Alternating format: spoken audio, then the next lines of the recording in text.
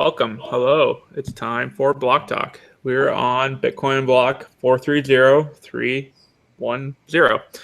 Yeah, we're about halfway through this difficulty change, doing some pretty good stuff. We actually had a spike in hash rate recently, so that's pretty exciting. It means some new miners coming on the market.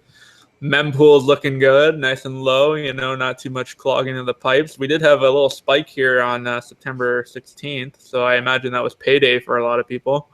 But yeah, doing good. We got some awesome sponsors to talk about. Syscoin, who are doing a marketplace based on a blockchain. These guys are actually merged mined with Bitcoin. And yeah, they built this whole interface of listing items for sale, having aliases, arbitration, just a lot of features that would really help them kind of step into like eBay's kind of realm of transactions. It'll be really cool to see some more adoption, guys. Check them out today at syscoin.org. Get the wallet. Also sponsored by Bittrex. Yeah, Bittrex is an altcoin exchange, and I gotta say they put up with a lot of shit in the altcoin space, and no one has done a better job at being, that trusted exchange. Never been hacked, representing the community well on Capitol Hill.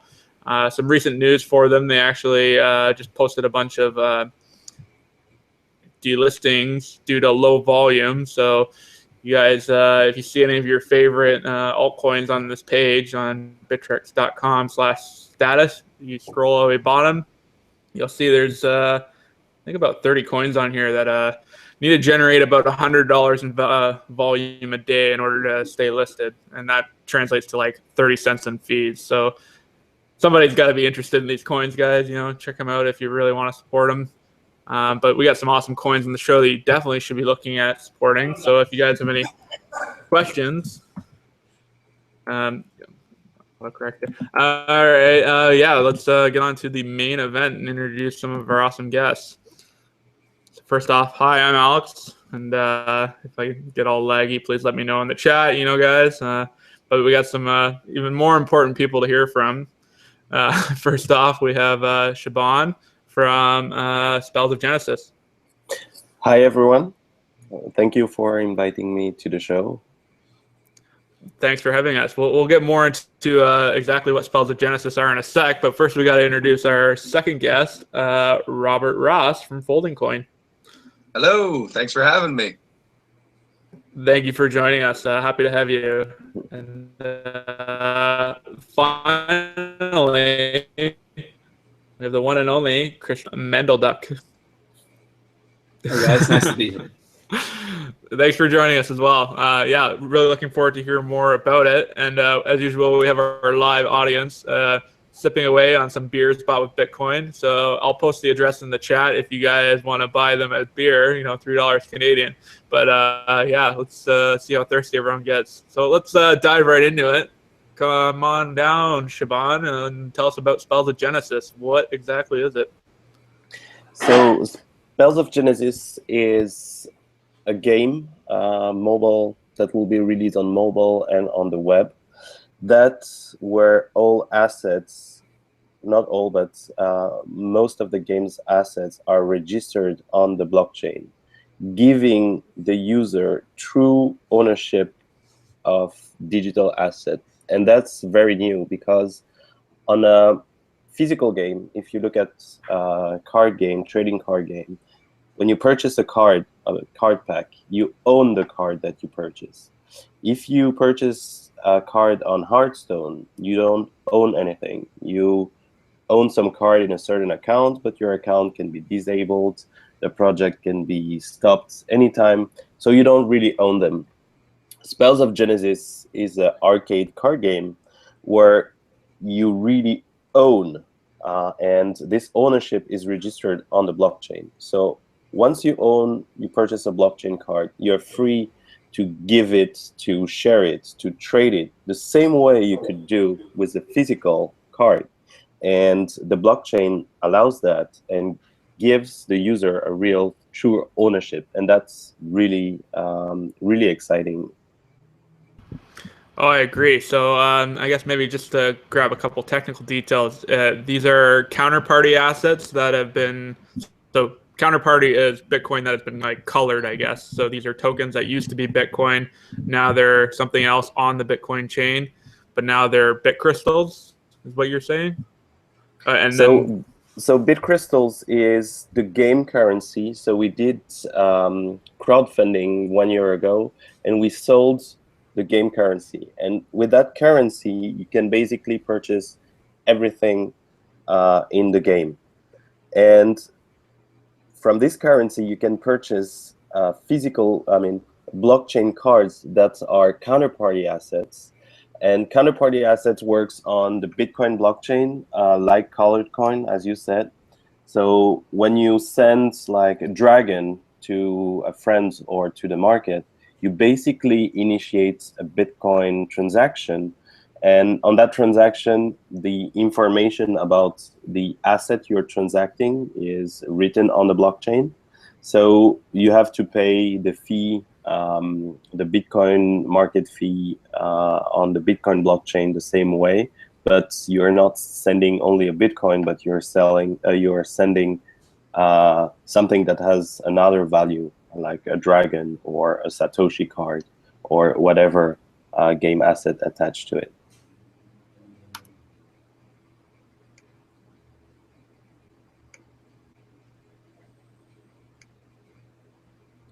Are you on the SOGBazaar.com right now?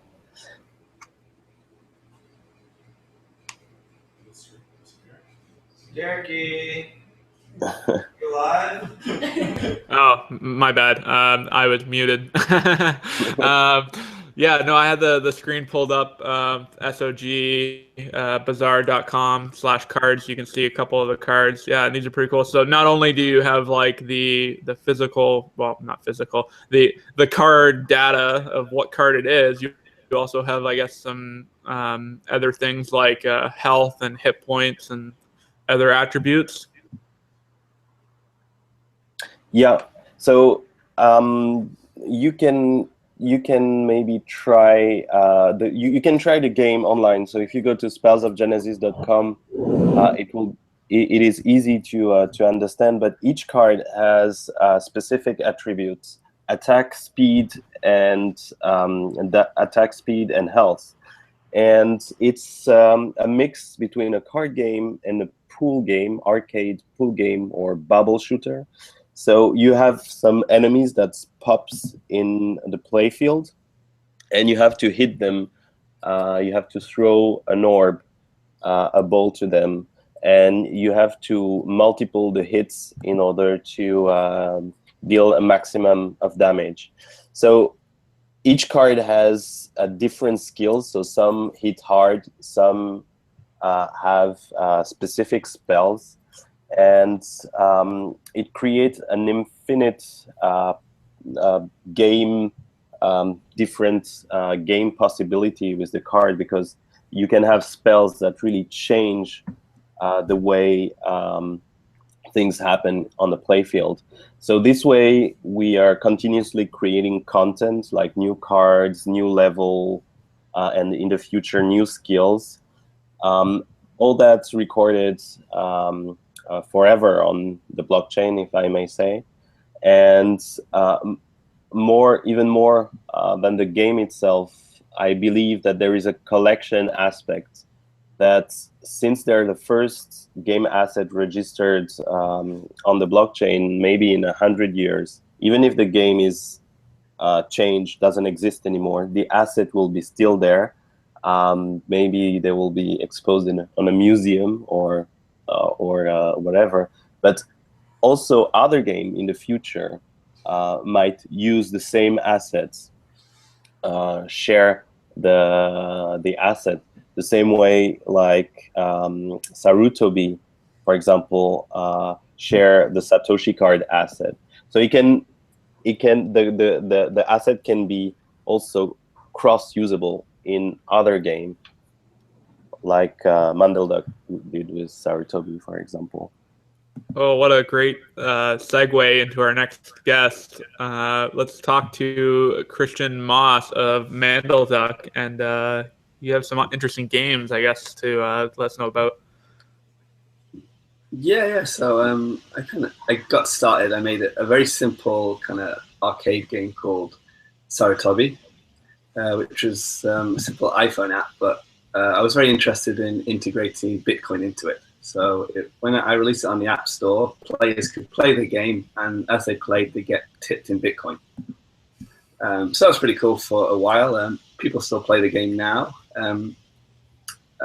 Every month, the game will pay out the people who played the most Bitcoin.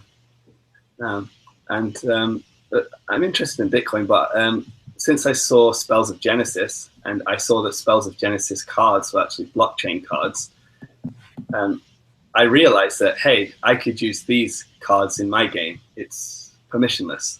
I don't have to ask Spells of Genesis permission. I can just read the blockchain, and if a user has this card, they can use it as a power-up in my game. So I added some Spells of Genesis. Actually, I think my game was the first use of Spells of Genesis cards before Spells of Genesis, technically.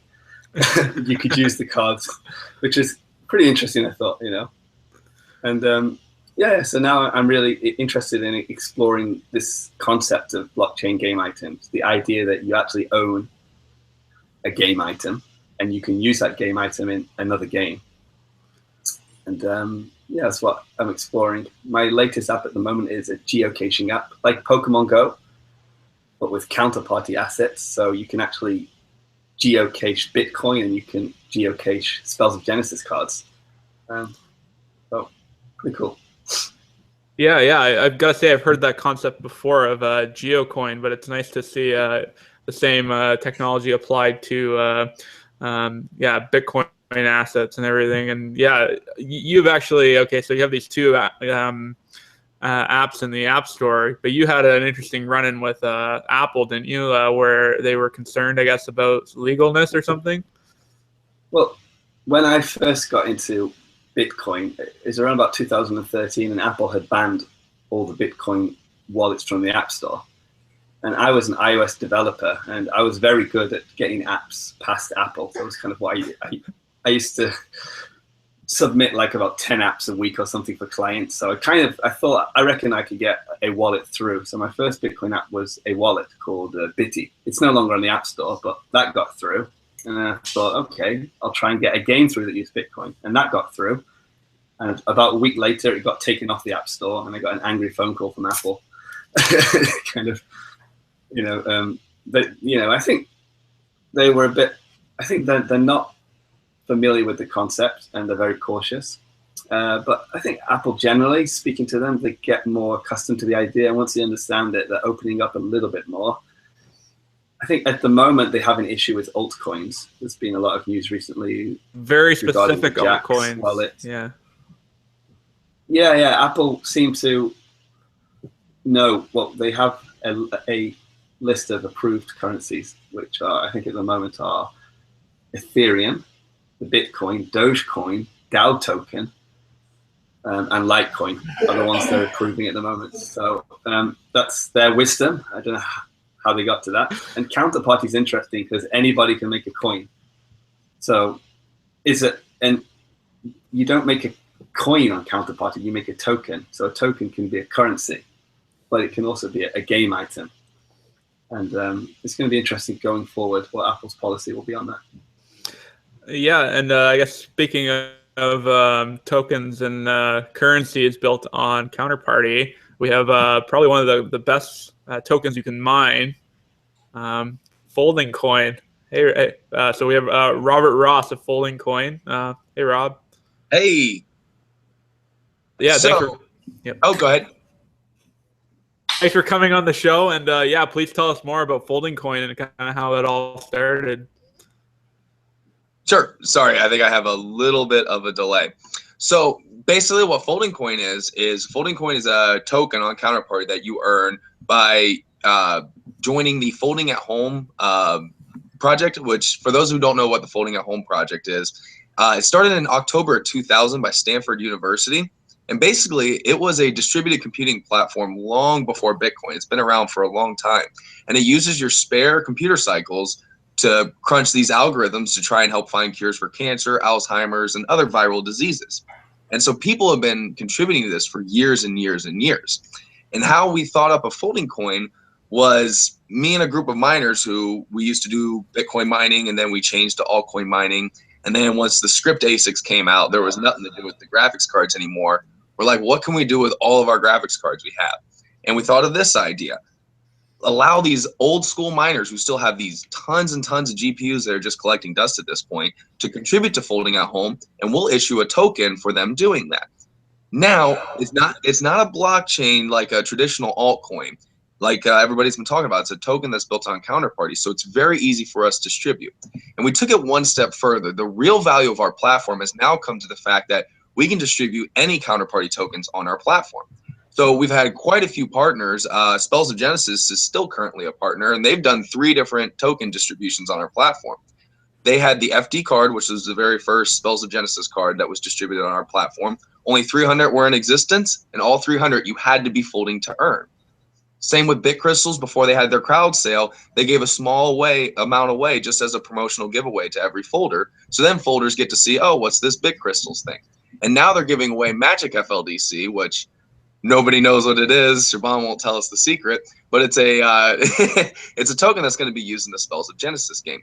So really what our platform allows you to do is it allows you as a project to distribute your token on our platform for an extended period of time or for a promotional period of time to help not only promote your project, but at the same time allow these miners to be putting their hashes towards something more beneficial to humanity, rather than some blockchain that's might die. You know, we all see altcoins come and go, and I'm not saying that all altcoins are bad. I'm just saying that your GPUs, rather than hashing for a blockchain, they could be helping to solve and find cures for cancer.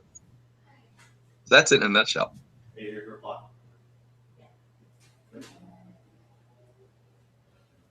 I think you're on And we mute. got some more guests in our live audience there. Got some more guests in our live audience here. You guys hear me all right? Yep. Hello, hello. Okay. So we actually got a question too for Christian on MandelDuck. So I know this was an issue in Pokemon Go. Andrew Wagner managed to figure out GPS spoofing, and I know it's even an issue. So how have you solved, I guess, the location spoofing with your game? Yeah, so I think this is an issue which is, I think it's one of the reasons why people didn't make a Bitcoin geocaching app before. I think some people did make some before, but it was a big problem. And it is a big problem, I'm not going to lie. If Niantic can't stop GPS spoofing, then I don't have much chance either. With Pokemon, obviously, it's not really worth anything because, you know, they come out of nowhere. But with tokens and Bitcoin, it is a problem. So we generally deal with it. There's typical kind of, there's tracking. So if somebody picks up a Bitcoin or token in China, then 10 minutes later they pick one in New York, you can assume that they've probably spoofed their GPS, things like that. But when the user drops Bitcoin or a token, they can add a question, like a location-based question. So lots of people will drop tokens in like a bar. Some restaurants, for example, might drop a token to get customers. And in order to collect that token, you have to answer a question, which might be, you know, what's the Wi-Fi password here, or what's written on the wall here, things like that. So it's not perfect, but we find that people have actually been quite creative with it. You know, so people, you know, it gamifies it a little bit. People can, you know, you have to solve the riddle almost. No, that's a really dealing with it.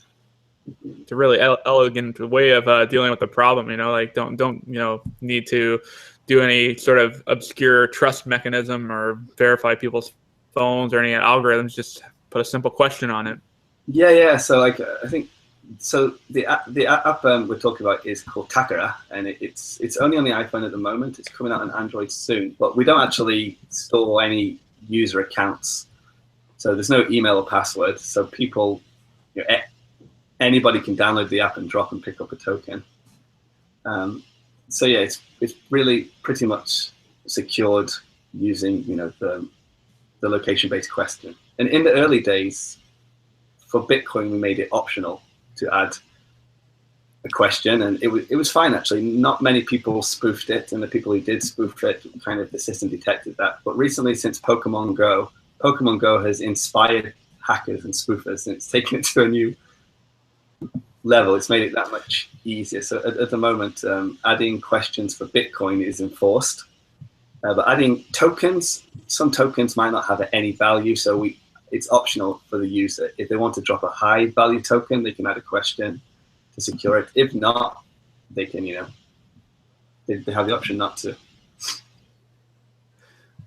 Cool. Well, let's see.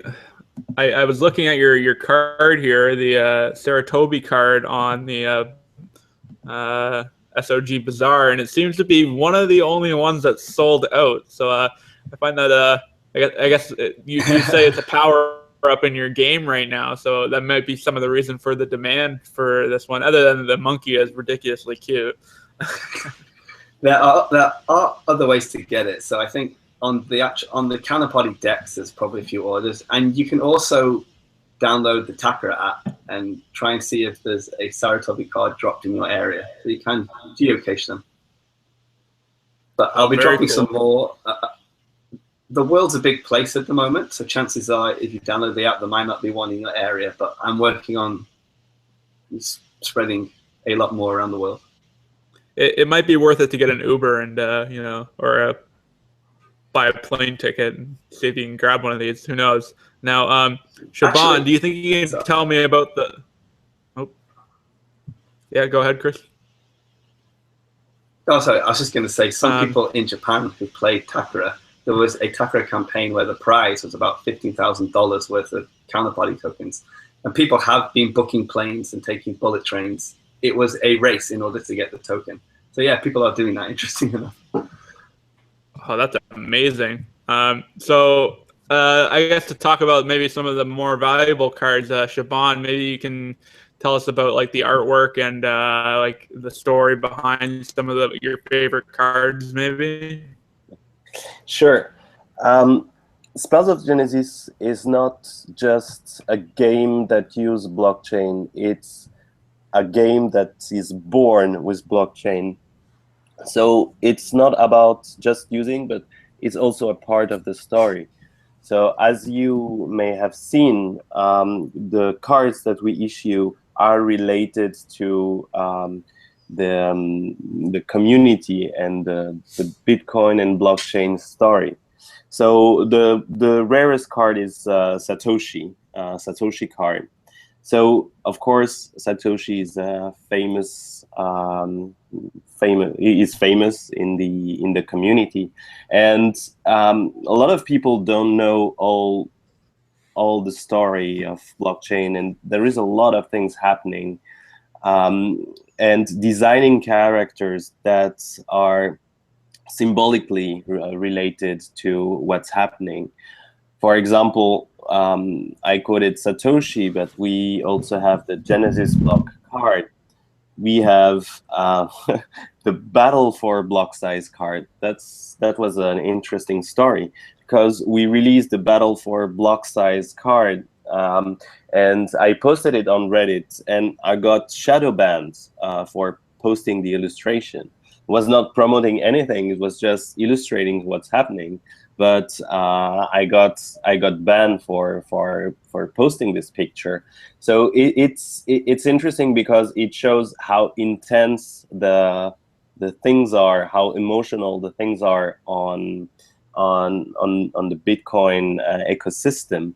And I want to give that to the players, to people who don't know anything about blockchain. They can identify, they can symbolically enter this very fantastic world. And also, I was asked sometime another funny story is the DAO card. So we did a DAO Colossus as a card, and on the card's lore we wrote that all the energy coming from the people make the DAO invincible. Colossus of the Invincible. And the day after we released the card, the hack was revealed. So it was pretty interesting. Story. And also we illustrated the mongox, the stealing of mongox, for example, symbolically. Some people asked, this is a very sad story. So why do you make a card of that? And I will say, yeah, it's a sad story, and we want to illustrate everything that's happening. All these events are important, so we symbolize them. And it's not because we are happy of this event occurring, but it's fantastic from a story point of view. All these bad guys, the good guys, the bad guys, that make a fantastic universe for Spells of Genesis. Yeah, I think I see my favorite card here that I'm going to have to pick up is the Bear Whale, which I think was the summer of 2014. It was on this downtrend from $1,200 that someone on Bitstamp placed an order. I think it was 30,000 Bitcoins as a sell, and it was holding the entire market down, but like it was getting chomped away. And I think it was within like 2 hours, all that Bitcoin was bought, the entire wall. So that was as the Bear Whale. So kind of cool to see that immortalized in a card now. Yeah, definitely. And as I said, we want these cards to be part of the history in 100 years, because we believe blockchain will continue for a very long time. So all these card people will just look at them and remember the story or what happened at this very beginning of the blockchain. So what you're saying is there's definitely going to have to be a Blocktalk card very soon. Yeah. We're doing some partnership with a lot of projects. Cool. Well, speaking of partnered projects, this is a very interesting card here. I hope I grabbed the right one. The FD card, which I believe is the FoldingCoin card. Yeah. Robert, do you think you can tell us more about this card? Yeah, so back when me and James, our original lead developer, back when we came up with the idea of merge folding, where we could distribute more counterparty tokens on our platform rather than just our own, this is about the time that Spells of Genesis was just starting to come into the scene, and they were just starting to announce like what they were doing and how they were coming about it. And Shaban was kind enough to give me his time for us to kind of talk about the idea of him distributing a card on our platform. And they were kind enough to pay one of their illustrators to create this card for us, and I'm sure that was a lot of work on his end. And they distributed the very first SOG card on our platform. So that was a really, really cool thing for us to have that partnership with them on that. And funny thing is when FD card and all the other cards for Spells of Genesis started being actively traded on the DEX, people who were folding for FoldingCoin during the time of the FD card actually had more value in their FD card than they did in FLDC. So a lot of people were really, really excited that they were able to get a valuable SOG card for giving back to the world by helping to find cures for cancer and Alzheimer's and other things. Yeah, so that's basically the story of FD card. We're really proud that we're immortalized in the SOG game as the very first card. We hang our hat on that. So. Well, at least first card distributed. I don't know if it was the first card thought up of. But yeah, it was really exciting. And it really gave a great example of not only the value of SOG and owning your own cards and how cool they are, but also it really showed the value in our platform on how you as a company or as a project can distribute your tokens on our platform very easily to hundreds of users. Yeah, it's definitely a cool way to incentivize the program even more by having, I guess, lottery kind of giveaways is really very similar. Yeah, so I think it's pretty cool with counterparting Bitcoin that you can actually fold protein and get a game item out of that. You know, I think that's something that you couldn't really do before. You couldn't. It's just if you think about it. And, oh yeah. Well, that's why we chose Counterparty, because we don't have a blockchain to maintain. So our focus can be purely on our platform of trying to get more folders to join the Folding at Home network. And Stanford, they've been running Folding at Home for 16 years. So they take care of all the folding proteins. Counterparty takes care of the tokens. Bitcoin takes care of the blockchain, and we take care of all the rest. That's definitely an interesting pitch then. So is that, I guess, one of the main benefits you have over something like CureCoin or even GridCoin, where they're kind of plugged into the BOINC network? Yeah, because how GridCoin, I don't know much of how their system works, but we're always in communication with the CureCoin guys. And to lay anything to rest, we're not enemies with the CureCoin guys. They're great. They just have a different approach of trying to get Folding at Home users, and they've done a fantastic job. We did the Counterparty route because they still have to maintain their own blockchain. And I think something like, and don't quote me on this, but I think it's something around 10 or less percent go to the SHA-256 miners of CureCoin, because CureCoin uses a SHA-256 chain. So that way people who bought like BFLs or some other, you know, SHA-256 ASIC miners that aren't being used for Bitcoin anymore, they can easily maintain the CureCoin blockchain. But still, that energy, we see it as, you know, that's more GPUs that can be put towards the network, and more rewards that can go directly to the GPUs. So a small percentage of theirs goes to hashing and paying for their blockchain. As for 100% of ours goes directly to the folders. Also, since we are on Counterparty, we have that added benefit of being able to do partnerships with like Spells of Genesis and distribute their token on our platform with real, I mean, almost no effort now that the platform's been built by us. There's almost no effort to just distribute any Counterparty token on there. And that's through, to go ahead and cite who that is, that's through the Tokenly asset distributor. So Tokenly also runs our asset distributor. So we use a lot of other people's work and put it all together to make ours happen. And you get to have the benefit of having that the same address as Bitcoin, which you know, as unlegible as that can sometimes seem, to be able to share that is definitely very powerful in itself. Oh yeah, and the reason why we actually did that, because CureCoin, what you have to do is you'll look on the CureCoin team, and I can actually I can share my screen. Oh, I'm able to share my screen, am I? That's okay. I'll just explain it.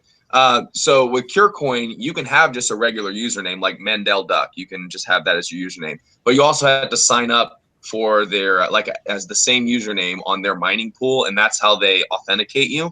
We don't need an authentication process. That's why we chose to have people add Bitcoin addresses directly to their folding name, because we don't have to go through any sort of authorization or any sort of like registration thing, because as long as it's your Bitcoin address, you directly are going to get the rewards. And that was also, we had to do that because Folding at Home, they stopped doing any sort of like sharing user information because they ran into a bunch of liabilities because they're a non-for-profit. And I think when I was talking to their professor over there, they had some sort of issues with it a couple years ago. So they just stopped doing any sort of sharing of personal information, and they don't allow third parties to pull personal information from users at Folding at Home. So without the need of pulling their information, we just put the Bitcoin address on there, and that's all we really need. So that's brilliant how Bitcoin can work, can double as a way to authenticate somebody. That's interesting. A clever little hack for you guys. So not too much concern, I guess, for Folding at Home going away anytime soon. Like that is kind of the centralized point in the system. That is something that comes up. People just like Spells of Genesis, they share this. I wouldn't necessarily call it a flaw, but it is just kind of the nature of Counterparty. Spells of Genesis, FoldingCoin, they are centralized coins, and we make that very clear in our white paper.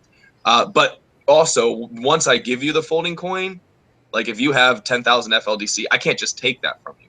But like we do hold the undistributed FoldingCoin, just like Shaban, they're able to create the assets and hold the cards.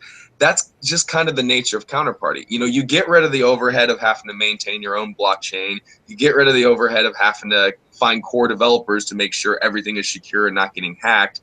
You don't need miners or anything like that, but you do need a trusted central figure. You know, that's why me and Yona, he's the communication guy over at FoldingCoin, and you see other people like Shaban, other Counterparty projects, where counterparty projects like to put faces to their projects to kind of build trust, because FoldingCoin, Spells of Genesis, Storage, we all have to build a real good trust within the community because they are trusting us to be the centralized figure of a centralized token. Yeah, that's very true. We had that kind of on the show with Sean. We asked a lot of questions about the total supply of storage coin, and since on the show he announced they were putting out a transparency report. I think I have that somewhere. I'll tweet it out. But they say exactly what the plan is for every single coin. It kind of allows for a lot of more trust to be built. But yeah, you still need trust in these systems when you're dealing with people who want to build companies on top of these asset systems. So I think you guys are probably doing the best you can in terms of it.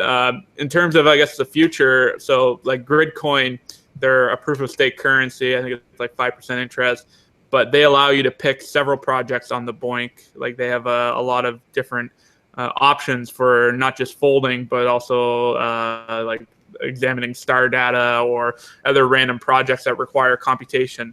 Absolutely. Do you guys have any plans for anything other than folding? So that is another question I get a lot, and here is the answer that I usually give. So the two biggest, besides Bitcoin, pretend Bitcoin doesn't exist, the two largest distributed computing platforms on Earth are Folding at Home by Stanford and BOINC by Berkeley. And BOINC actually started, a lot of people, when they say, what's Folding at Home, I say, well, have you ever heard of SETI? And usually people say, oh yeah, I heard of SETI. SETI is like the original distributed computing platform. Like I'm pretty sure it's the very first one, but it was in 96, I think, 1996, and that was trying to find aliens. From that evolved to BOINC. Yeah, and my response to that is I'd rather find the cure for cancer before aliens. We'll get to aliens next. Let's get cancer solved first. But no, that developed into BOINC, and BOINC is fantastic. You're right. If you are some sort of scientific researcher and you need a bunch of computing power, you go ahead and open a project on BOINC, and bam, you're going. And then people just contribute to the project as they want. There's pros and cons to that. The pros to the BOINC platform is any research developer can go ahead and just throw their project on there. The con is just like, I'll use altcoins as an example. We have hundreds and hundreds and hundreds of altcoins. The ones that aren't as popular aren't really getting developed as well. They don't necessarily have the brightest minds behind them. As for Folding at Home, they have one purpose. They have one sole mission, and that is to help fold proteins to find cures for viral diseases. They have an incredible staff over there. They have incredible college kids who work on the program all the time. Their professors got credentials out the wazoo. They just all around when we originally developed FoldingCoin, we actually thought about going into the BOINC direction at first. We chose to go with Folding at Home because just from our research, not to take too much away from BOINC, but from our research, it seems like Stanford really has the better platform. It's a lot more stable, and they get a lot more research done. Not taking anything away from like World Community Grid on BOINC or anything like that. But then also to go back to your question of can we add that? I think a Gridcoin is great because they're going after the BOINC community, and that's awesome. It's very hard to merge the two because then it would be like, well, how many people are on BOINC and how many people are on Folding at Home? How do you distribute the FoldingCoin between the two? And then also when you go to BOINC, you have to break it down to, well, which program's more beneficial to humanity? If let's say 30% of our folders are on SETI and they get 30% of the rewards, that might not seem fair to other people who don't really care to find aliens. Other people are like, well, it's more important to find cancer. So there comes into all kinds of problems. So I don't foresee it in the future. But who knows? Things change all the time in this space. But as of now, we're moving forward, just working on the Stanford platform. And Gridcoin, I think they're probably just going to stay on the BOINC. I don't ever see them intersecting. Oh, that's cool. Like in the future, you guys could easily, I guess, take your platform and clone it, and then say this is now SETI coin or BOINC coin. And for anybody listening who's interested in the BOINC platform, if you do, everything we do is open source. You want to take our code and you want to apply it to BOINC, I have secured every counterparty asset name that has to do with BOINC. I have SETI, I have World Community Grid, I have BOINC, I have all of them. So if you are legitimately interested in forking our code, applying it to BOINC, please get in contact with me. If you seem like you're serious, I have no problem handing the asset over to you. So I'm safeguarding them right now. Very cool. No, it's good to know that you're very forward thinking. Any questions from our guys in the live audience there for any of our three guests? Yeah, I've got a question. Can you hear me all right? Yep. Yeah, you sound good. So my question is for the Genesis guys. So I kind of like the idea of trying to make assets in a game be bearer assets, meaning that they're assets based on a private key that is held by the user and only the user can spend it. But that's kind of been a problem for Bitcoin because users generally aren't very good at handling their private keys, and if they lose it, the asset's gone. So I'm wondering if the Genesis guys have done anything to make it easier to handle private keys, or like what is the user interface to manage the private keys for these counterparty assets? A very good question. To start off, one of the things that was on our pipe and still is the physical cards, IDO pass cards that we want to build in the future to help people have, in a way, multi-sig of their key, and being able to retrieve the key if they forget the password, the encryption key, or if they lose something. So this is a very, very important topic we are working on right now. It's very early, so right now we don't have much done in that sense. But for the coming development, we are really putting the focus to ease out the entry barrier to blockchain, and that's very critical. And one of the steps that we're doing is the Book of Orbs that we released with Indie Square team and together with Chris, is a way, it's a wallet on mobile where you can manage your Bitcoin and your game asset in a simpler way. So it looks really easy to use. So I invite you to look for Book of Orbs in the app stores. And this is one step to ease out the use of blockchain securing the private key. There is still a lot of things to do, and that's the future plan and development that we're working on. So if I can jump in, I think so. A lot of the counterparty wallets use like the passphrase. So you'll have 12 words that you have to write down the 12 words, and that's the seed to regenerate all your private keys.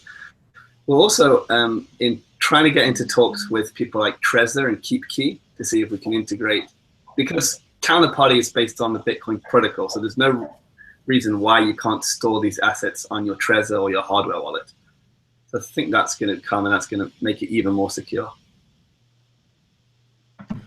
Yeah, I look forward to that. I saw that there was a key and some discussion, or there was a card on Spells of Genesis for Trezor, and some discussion. But it seems like they're adding a lot more, I guess, compatibility, not just with Bitcoin and Litecoin, but also like other like coins, like I guess Ethereum had a little bit of development for them. Shaban, is there also some of these tokens and Spells of Genesis cards can be worth quite a lot. So there's going to be, once they become more popular, users are going to be fished or scammed. So it's yeah, you could easily make a paper wallet, at least right now. So Shaban, do you guys have a card for Ethereum right now, or? Yes, if you're talking about the character Ethereum, there is a Ethereum card. It's not on Ethereum network, but still on Counterparty, but it represents Ethereum, of course. We do have one. Well, I think I found a second Ethereum card you can have. The rarest Pokemon of all. You got to get a Vitachu. Really good for the platform.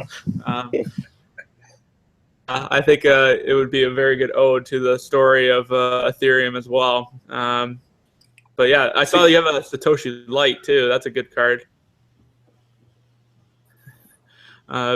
Yeah, I was discussing with Bobby Lee just recently. I met him here in Tokyo, and yeah, Satoshi Light card is also very valuable, and it's very interesting to have this second coin that came out and have been big, such as Litecoin. So what is your favorite card then? My favorites, I will say visually, I like Satoshi card because it's so emblematic. I like the DAO card. I really like the visual of it. I like talking about visual. I like the Shaame card. It's very nice, a dragon.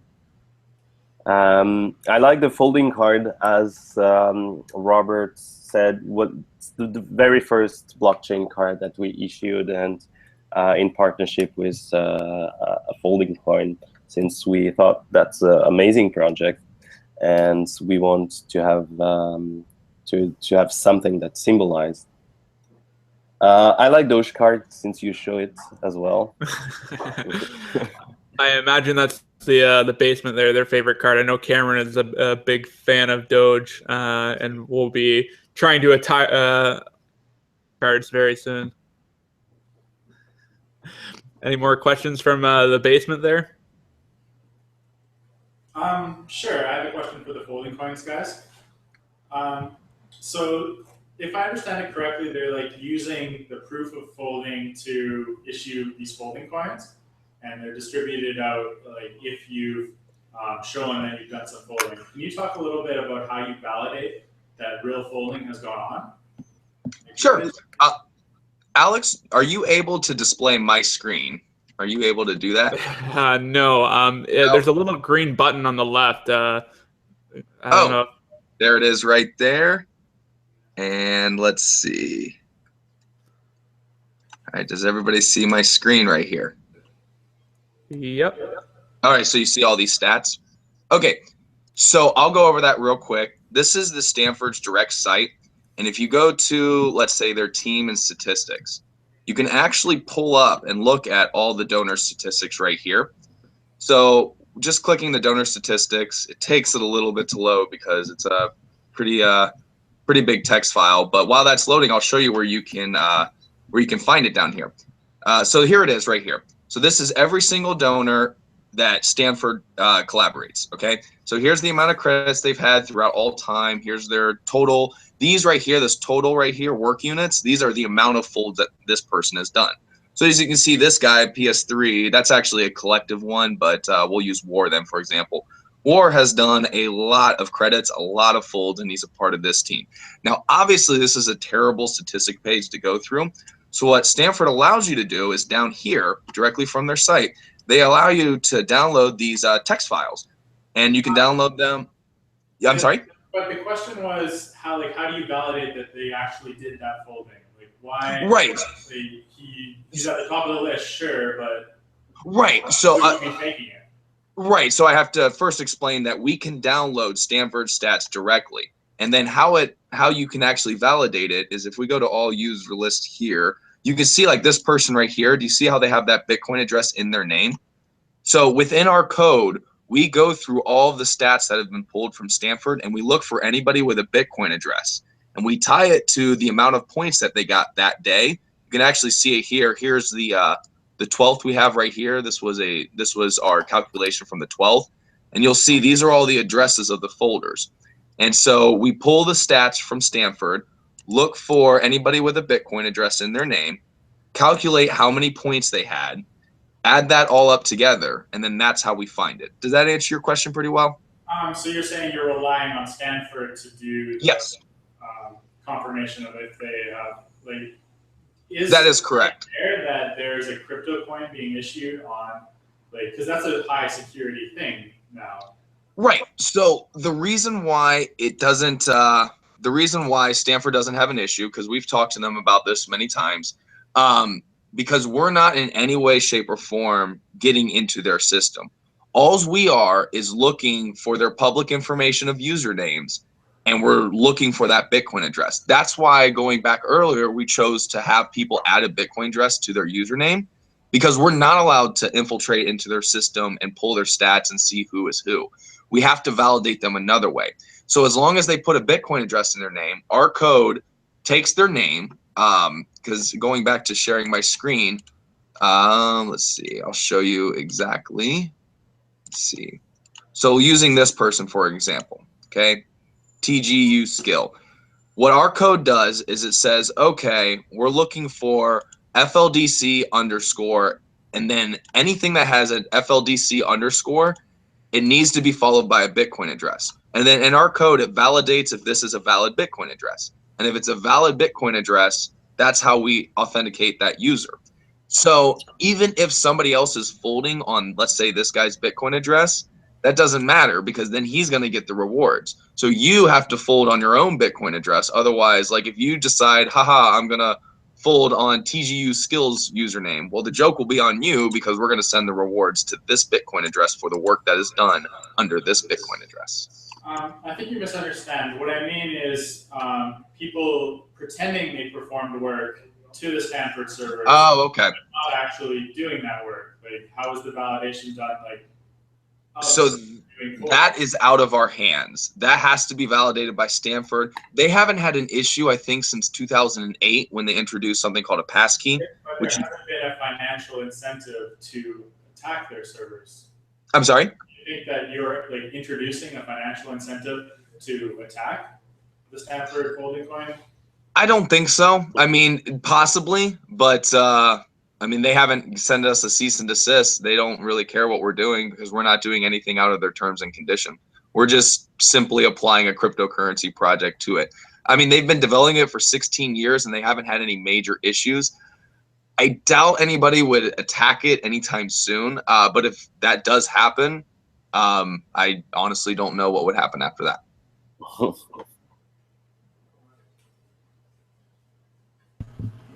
I do have one more question. Can I keep going, sir? Yeah, go for it. So for the Genesis guys, it's kind of been shown that Bitcoin is going to be kind of considered a settlement layer. And a lot of the core developers predict that the price of settling directly on the Bitcoin blockchain is going to go up a lot in the future. Like, how, as your assets are being traded as counterparty Bitcoin assets, like, at what point does it not make sense to use the Bitcoin blockchain in terms of fees? Like, if the fee gets to $1, to $5, to $10, like, when does it no longer make sense to settle on it? That's of course a big debate and a big problem. For now, the cards you get on the blockchain are pretty much valuable. So it's usually, I will say, around $5 to $10 a transfer a card. In a sense, it's not too bad to have a little fee, because this way players don't do like automated bots that gives the same cards to multiple player like every 10 minutes or something. The fees increasing, of course, is a problem. It's a problem for us. It's a problem for everyone, actually. So it's not only our problem. We are counting on people to find consensus on the block size or on whatever it will take in order to keep the fee reasonable, because it's also one of the core value of the Bitcoin is to transfer something of value for almost nothing comparing to the credit card or the bank fees.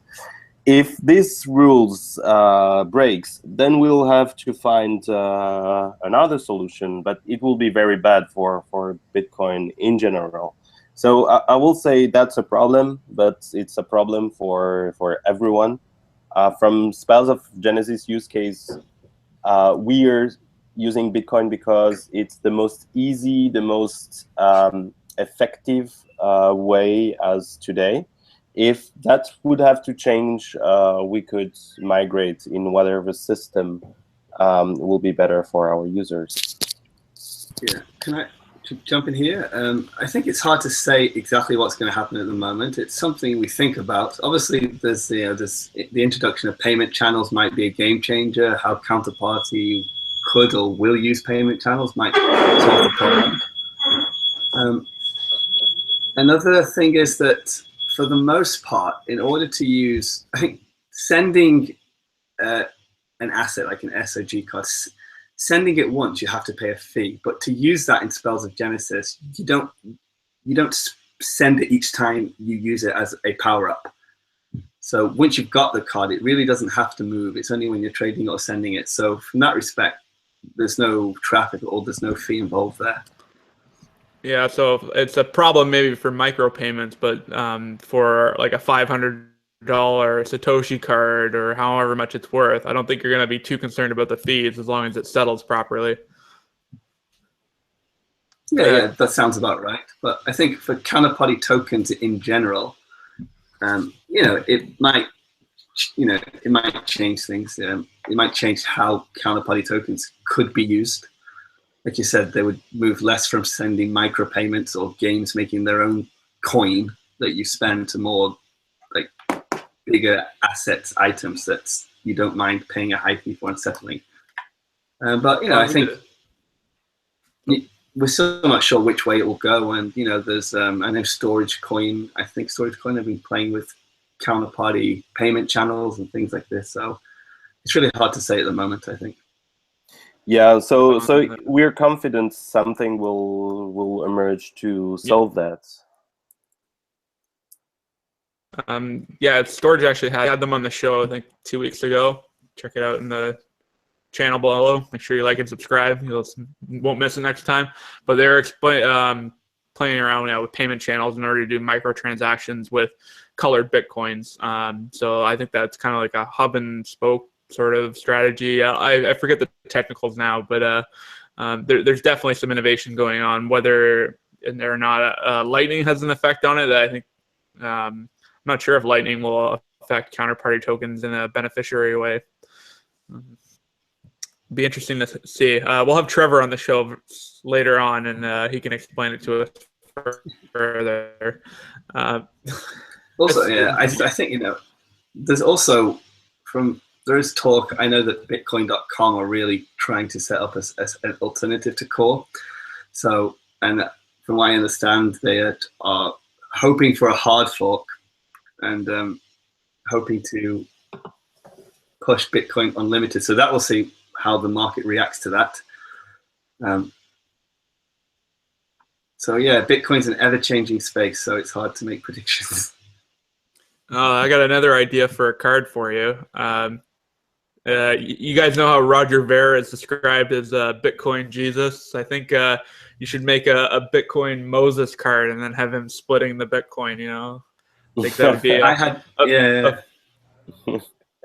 I had an idea of getting Andreas Antonopoulos as some sort of Greek, kind of mystic Greek philosopher type. Like Plato or something. Antonopoulos, the elder. Yeah, that could be cool, actually. I'm not sure with people you have to get their permission. I'm sure it's a bit more complicated, maybe. Yeah, we find a way. Nice. It's all on the blockchain. You don't need permission. Cease and desist that. So, Christian, do you have any further games planned, or are you continuing development on the two that you already have made here, the Saratobi? So at the moment, my focus is on really two things. Takara, the geocaching. So at the moment, it's only on iPhone, so working on the Android build. And we're hoping to kind of work with other game developers. Like, actually, myself, a company called Indie Square, and Shaban are working on a project which will make it easier for other game developers to create games with blockchain game items. So I think rather than making individual games, make it easier for everybody else to make games, and that way it helps the economy together. And the more games that use counterparty of blockchain, the more enriched each game will be, because you can technically share those game items. So you can use Spells of Genesis cards in Saratobi, but somebody might make a really cool RPG which also lets you use Spells of Genesis cards, and vice versa. And you can use your folding coins in the game, for example, and earn a bit of folding protein and use that in a game, or get some folding coins by killing a monster in a game. It's going to be really cool going forward. I think at the moment it's all about getting as many cool projects going that can all work together. And I think that's maybe why we've seen a recent value increase in Counterparty. Like, we're seeing the value of the platform. I know I'm really excited to hear more from Trevor, but the other company I want to hear more from is Omni, because they have a very similar platform. Do any of you guys kind of know what the main difference is between Omni and Counterparty is? Personally, no, I have heard of Omni because we were going to use the word Omni for a project, and they had already taken it. So I think that's I'm not sure. Like, big difference between colored coins and Counterparty. I don't know the big difference between Omni and Counterparty. I think they're fairly similar. Yeah, the news that I have, because I talked a lot with Craig Seller from Omni, are pretty old, so I don't want to say wrong thing here. But at the time there was no decentralized exchange on Omni. They told me they are working on it, so probably they have it by now. So it's pretty similar. Now, I guess as we're getting to the end of the show here, maybe you could tell us a bit more about the field of Genesis and these orbs that everyone keeps talking about. Sure. So the long-term goal for everyone doing games on blockchain is to acquire mainstream users, to ease the entry barrier, to make it easy for game developer to issue their assets and manage their assets as a game creator. So that's what we're working on right now at EDS and Indie Square, is all this book of orbs, like lower the entry barrier from the developer and the user point of view. We definitely think it's gonna be big. So we are just, all the games in the future will have to use the blockchain, because in 5 years, nobody will want to pay money for something they don't own. Right now, people are okay to pay their music on iTunes at the price of physical CD without owning the full rights on it. But since now the technology allows it, people will definitely want to own what they purchase. So that's the whole thing about the Book of Orbs, is giving this empowerment to game developers.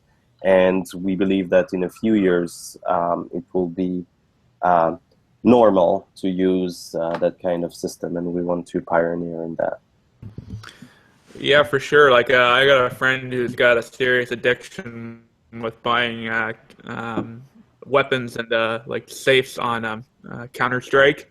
Yeah, Counter-Strike. And he spends a lot of money trying to get a knife, and like that's all he wants is just like, well, we got to get this knife. Yeah. Also, like, I used to be quite a big gamer, and I do like games, but I think a lot of people feel this way. You put a lot of effort into your time and value, and sure, there's entertainment you get from that, but you could spend days unlocking something, and then a few weeks after you finish playing the game, all that value's gone. So I think we're not saying that every game has to be a blockchain game, and not every blockchain game has to be 100% blockchain game assets. So I think what we'd like to see is like games that are normal great games standalone, enriched with blockchain game items. Like Spells of Genesis, most of the cards are not blockchain game items. They have, some of them are, but it just gives extra value to the player that after they've actually spent time and put effort into a game, they've got something real that won't disappear, something that has value that they can then trade, they can keep, they can use in another game, I kind of like to think maybe in like, 50 years, there'll be a grandfather will show his grandson a private key that has a Satoshi card on, right? And lost and rare secret Satoshi card, things like that. So I think it's going to be pretty cool going forward. And I think no other big gaming companies really noticed this or thought about this. I went to Tokyo Game Show the other day, and all the game companies are just looking at VR, VR, VR, which is great. But I think we've really got a good chance to do something new and cool. It's a bit kind of difficult for mainstream users to get their head around at the moment. But as the industry matures, I think they're really going to start to come on board, and normal gamers will really like the idea. Well, I think it'll be like really paradigm shifting if, say, like the gold you earn in WoW can be transferred to the next version of World of Warcraft. So like that sort of mentality or planning in games could be commonplace because of the work you guys are doing. So I think to change that standard of ownership would be very interesting. I think one problem we might run into is at the moment, I think there's going to be a bit of pushback from the industry. I know that, for example, Apple probably won't like the idea, and then once game items have value, there'll be people, they'll try to be regulated, and so it's going to be a challenge going forward. But there's no reason why, like, if you do a sport or you're a musician and you buy a guitar, you can play that guitar in any song in any band. No one's not going to try to regulate you on that. But I don't see why digital assets should be any different. If you own a sword in one game, that's your sword, and it's not Apple's, it's not World of Warcraft's, it's yours. And well, they had issues. Isn't that along what you're talking about? They had issues with World of Warcraft and Second Life and Counter-Strike. All those people found ways to sell items outside of the game. But was it mostly like tax issues, which was the reason why it caused so much controversy?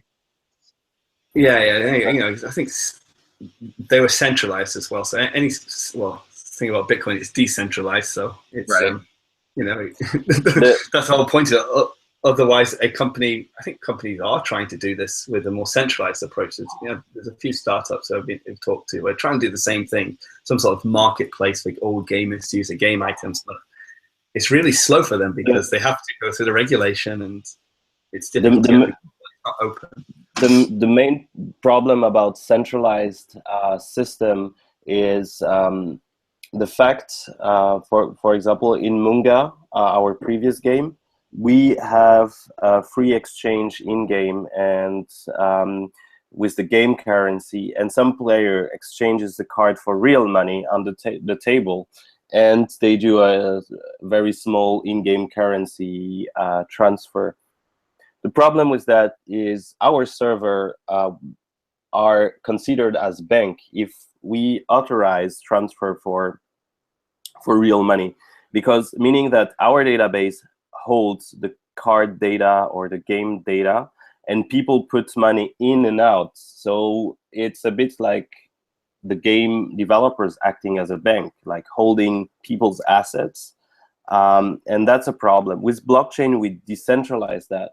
So we are not holding no one's value. Everyone is holding his own asset on his own. So he's free to transact, and we're not liable of holding people's value. I think the solution is just to go full circle and have these cards traded on Mt. Gox. So, like, just have all the cards listed there. Have Carpellis boot it back up and have his trading algo that he wrote originally to trade Magic the Gathering cards, and have them trade Spells of Genesis cards, and then that will be the perfect future for us. Gox 2 though. Well, he's out now, so I think it will be perfect for him to get back to work and work on the. I think he's got to add Litecoin first. He's living down the road from where Shaban is now, actually, so he can probably pop over, knock on his door, have a coffee with him. Yeah, I think you need to make a Carpellis card. I don't know if it could be, rather than a character card, it could be maybe like one a actually. card. Oh, there is. There is actually. There's a card. I'll show you my screen. It's one of my favorite cards. It's a Spells of Genesis card, and when Mt. Gox was hacked, there was that picture of the person, where is our money? I'm not sure if you can see the screen. Yeah, yeah. The Spells of Genesis card is pretty much the same, but it's a goblin, and Corpelis is holding like a golden goblet full of wine or something instead of a Starbucks. Oh man, that is amazing. Yeah, they need to make a graphic novel or something. Yeah, no, there'll be an interesting book one day on the history of all the Spells of Genesis cards, and yeah, I think you guys have cataloged a lot of the interesting things that have happened in this space. So I don't know if we have any further questions from the guys in the basement there. I think you guys are setting up smoke alarms, though. Silence. All right, well, we'll wrap up the show with we predict the Bitcoin price in 1 week's time. So on next Friday, or on next Saturday at 8 p.m. Eastern Standard Time, what do you guys think the Bitcoin price will be? We're currently at $602 on Bitstamp. I'll start with Shaban. Okay.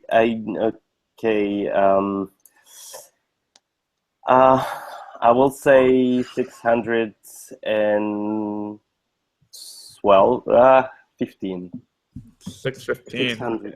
615. All right, now Robert, what do you think? I'm so bad at guessing the price, so I'll just go on a limb and say $5,000. I could be optimistic, right? I could be a little optimistic. Not too far out there. We've been getting a lot of 4-digit guesses on the show recently, so I think people are getting far more optimistic. Make sure to spell your name right now, Christian, because I think I have it wrong in the title on YouTube. But no worries. Yeah, I'm optimistic. I think that the end of this year there could be a nice increase. So I'm going to say it's next week, right? You said. Yep, just in a week's time, 7 days. Maybe I'll go for 620 then. 620. Everyone's feeling bullish. I'm gonna say I undercut. I'm gonna say 599. More bearish. Anyone in the basement there? You guys got your audio figured out? Any guesses? Yeah, I'm not sure. I don't hear you guys. It doesn't look like you're muted. We should be good now. Oh, yeah, I hear you. $1,234.56. $1,234 and sorry, what? 56 cents. Oh, I see what you're doing now. Okay. Taylor, you got a guess? 638. 638. Very bullish. Craig, sitting beside me here, do you have a guess? $1, Bob. That's $1. Craig, come on down. It's going to be worth 10,000 bit crystals. Let's see. Cam, do you have a guess? 420. Nice. That's a good guess. David, do you have a guess? 610. And now, anyone else in there that I didn't call out? Kiko, I think you're there too.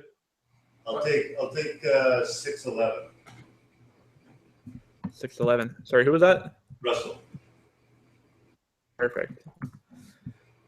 That's a pretty good spread there, guys. I'll do this chart up, and we'll see who's the lucky one in a week's time. All right. Well, we thank you all for coming on the show. Shaban, Rob, have been doing fantastic work. You're definitely bringing far more people into the Bitcoin space than I think even I am. I try and convince Craig every week, but he's not having it. So I'm still at zero. But no, it's really good. I encourage everyone to download, go to MandelDuck.com and check out any of the games, because I'm sure there'll be multiple games that you can play. Get a little bit of bit crystals or FoldingCoin or Playing the Bitcoin assets. There's tons you can win. Sorry, I'll be playing. Did you find something, Cameron? Yeah, I'm playing the monkey game. Oh, nice. Toby. Saratobi. All right. Yeah, that'll be the one to set the high score on, guys. And we look forward to future developments, guys, and maybe having you on a future show. Thanks again. Thanks for having us. Thanks. Yeah. Thank you. And everyone at home, thanks for tuning in.